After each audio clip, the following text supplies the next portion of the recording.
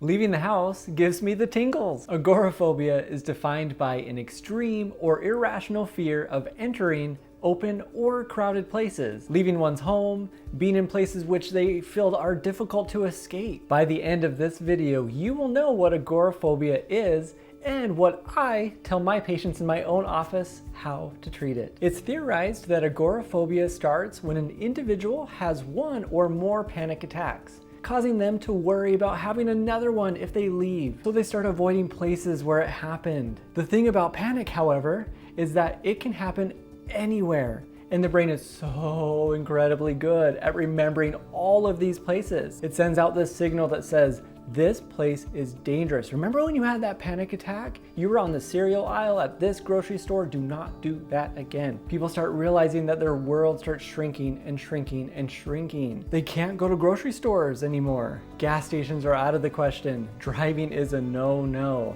The last social event caused me to panic, so they're out. Forget flying or any type of transportation because I cannot get out.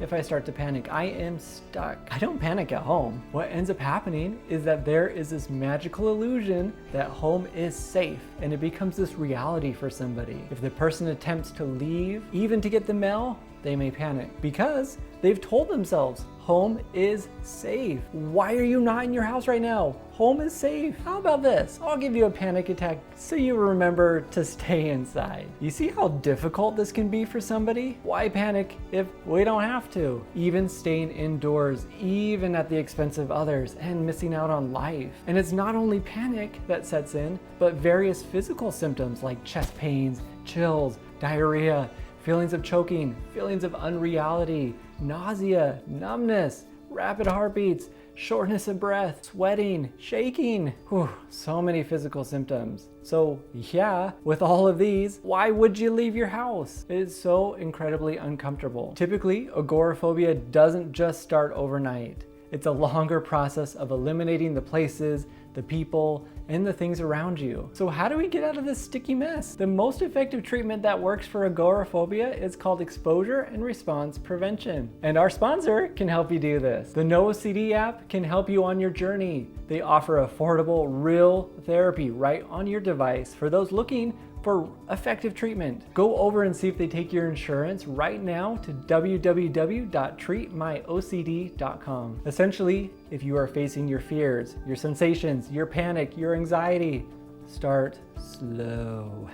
You might write down all the places that you would like to revisit. Rank them from easiest to hardest. The idea is to start getting yourself to those places, but you've got to do it in the right way. And here is what I mean. If my goal is to get to the mailbox, I may be focusing on sitting on my front porch and noticing the distress, noticing the panic that this brings. I need to sit on my front porch, feeling all the feelings and responding completely different to them. If panic attacks happen, great. We don't run, we don't fix it. We sit with those feelings. Some may even say, yep, there's that panic attack. Sweet, this may last forever. That's awesome. Focusing on taking all the value away from it. Panic is not the enemy here. Your body thinks it's keeping you safe. It's doing a really good job at it. But the panic and distress have to go down. When the distress levels go down, and you haven't done any compulsions, and you've responded completely different. Some may walk inside for a few minutes, they might take a little break, get a drink of water, and go do it again. Go sit on the porch, feel the same feelings. Repeat until the distress levels may seem pretty simple. They don't rise as much as they used to. And then the person chooses to move closer to their goals. Maybe sitting in their yard,